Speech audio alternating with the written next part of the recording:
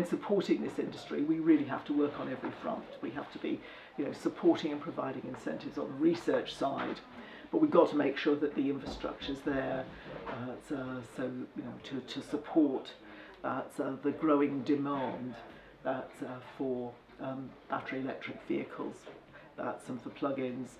As you know, we've got the £5,000 grant for the cars themselves, but we've got to make sure the infrastructure's in place as well. With regard to the location of the charging posts, is there a plan, or are you still going through locations, etc.? Is it something Well, a series of different things. I mean, obviously, we support people in installing chargers at home, because that's where most people will charge, will be overnight at home. So we've had a programme in place. What we've announced is that programme rolls to an end at the end of March. We know it will roll to an end on the 12th of April, and on the 13th of April this new programme we're just announcing today will kick in. That's another £15 million.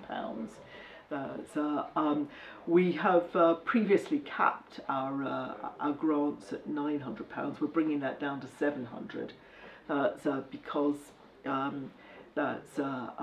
economies of scale are now bringing down the cost of the equipment, so it's appropriate that we bring down the cost of our grant as well.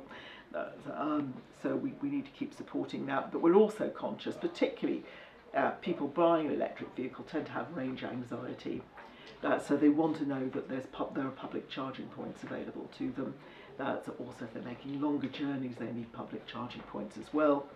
So we're rolling out public charging points. We've already announced along the motorways, I think roughly every 20 miles, so the public charging points, and we should meet all those targets by year end. We also invite local authorities and others to come and compete for a pot of money to put in public charging points, because the local areas can know far better than we where those need to be and how those need to work together, so it's a competitive pot.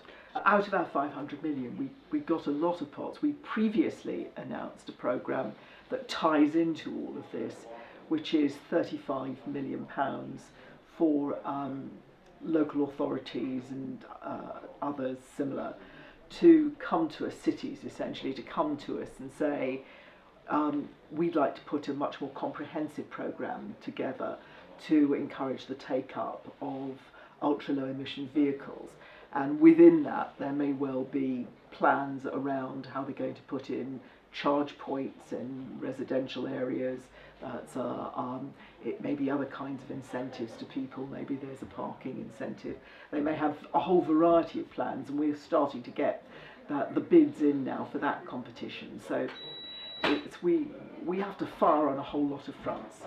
But today's announcement gives reassurance both to individuals that there's still going to be a grant programme in place to support them in terms of charging infrastructure at home, and to make sure that communities across the country know that there's a pot of money to help them put in place public charge points.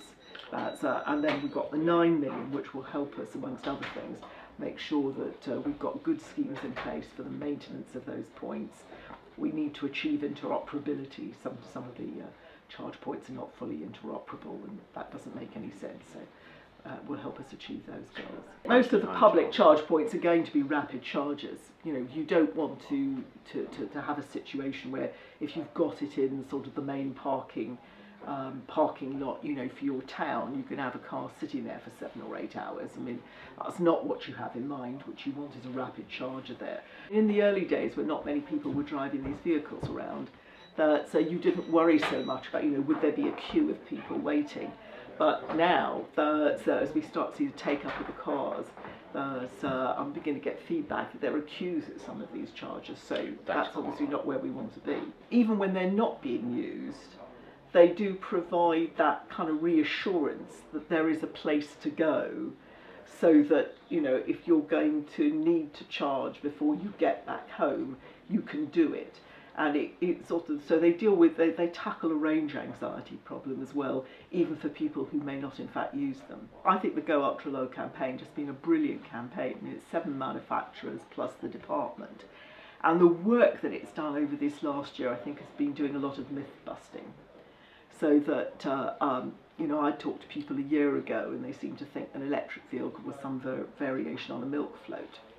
Now, so thanks, I think, to a lot of communication around this programme, I actually see electric vehicles as high performance vehicles. So that's been a real shift, and I think it's made people aware too. The manufacturers are bringing out a very wide range of models